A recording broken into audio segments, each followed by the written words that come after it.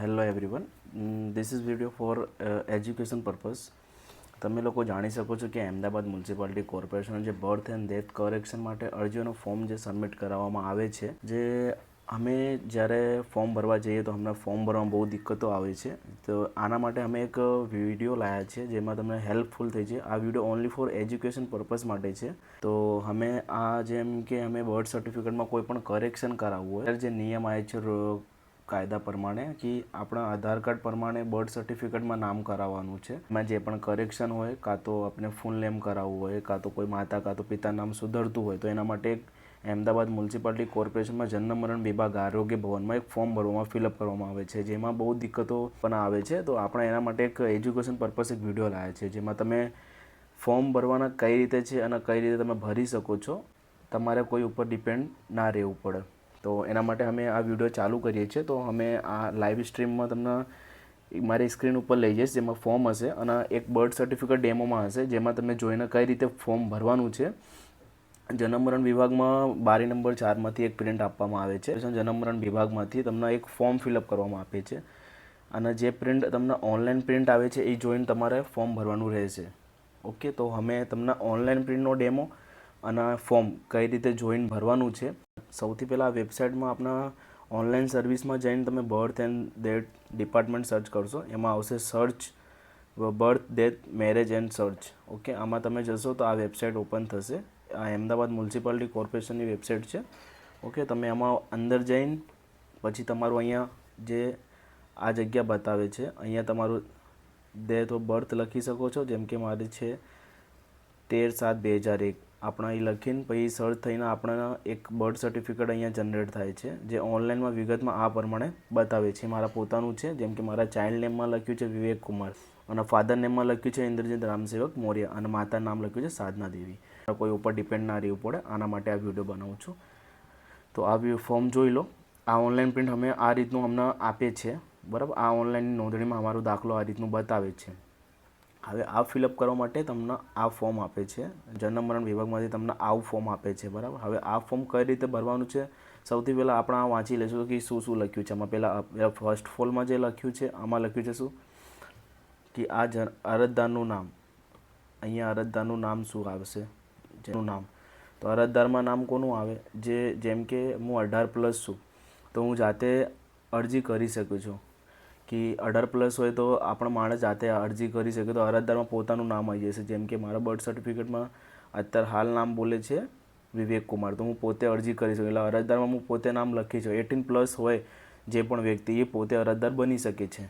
Okay, એ તમે તો જાણો જ છો એમ. તો પછી અરજદારમાં એમનું નામ, જેમ કે મારું નામ વિવેક કુમાર છે, તો અહીંયા વિવેક કુમાર, પછી એના પાછળ આવશે મારા ફાધર નેમ. હું તમને બતાવું, અહીંયા વિવેક કુમાર અને આપણા કરાવવું છે ઇન્દ્રજીત મૌર્ય. આખું પાછળ નામ લખાવવાનું છે અહીંયા, બરાબર. તમે જાણી શકો છો અહીંયા પાછળ આખું નામ અમારે લખાવવાનું છે. તો એના માટે પછી અમે ફોર્મમાં જઈશું અને અરજદારમાં અહીંયા મારું નામ, પહેલાં અહીંયા મારું નામ ટાઈપિંગ કરું છું. તમારે પણ ગુજરાતીમાં ફોર્મ ફિલઅપ કરવાનું છે. જો પણ ઇંગ્લિશમાં ભૂલ હોય તો એ તમારે અહીંયા ખોટીને સાચી વિગતમાં ભરવાનું રહેશે. એ પછી બતાવીશું. પહેલાં અરજદારમાં મારું નામ, જેમ કે મારું નામ છે મૌર્ય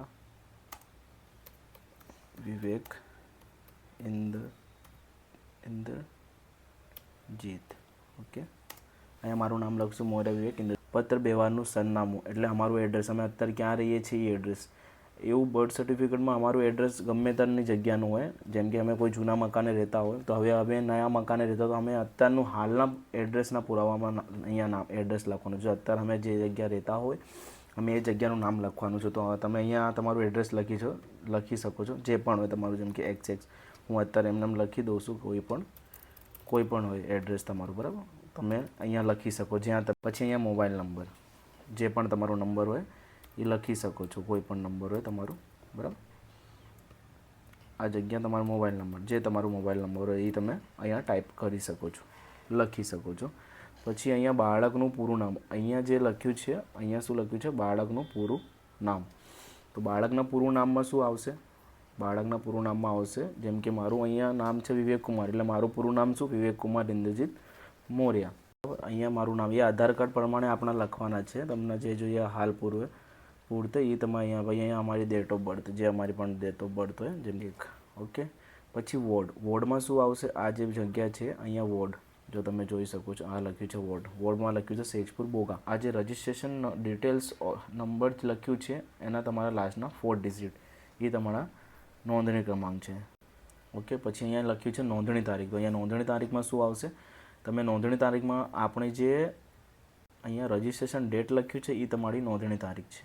આ તમારી નોંધણી તારીખ છે. પછી સૌથી વધારે જે ક્વેશ્ચન હોય પબ્લિકનું કે અહીંયા શું લખવાનું, આ જગ્યા શું લખવાનું, પછી આ જગ્યા શું લખવાનું.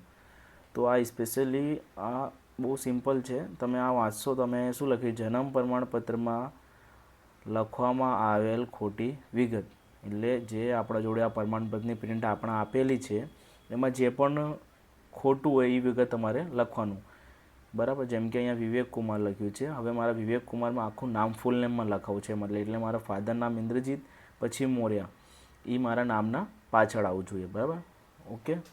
પછી મારા મધરનું નેમ જે છે અહીંયા છે સાધના દેવી. તો એમાં મારા એમના હસબન્ડનું નામ આવશે એટલે મારા પપ્પાનું નામ પાછળ આવશે. અહીંયા સાધના દેવી પાછળ ઇન્દ્રજીત મોર્યા.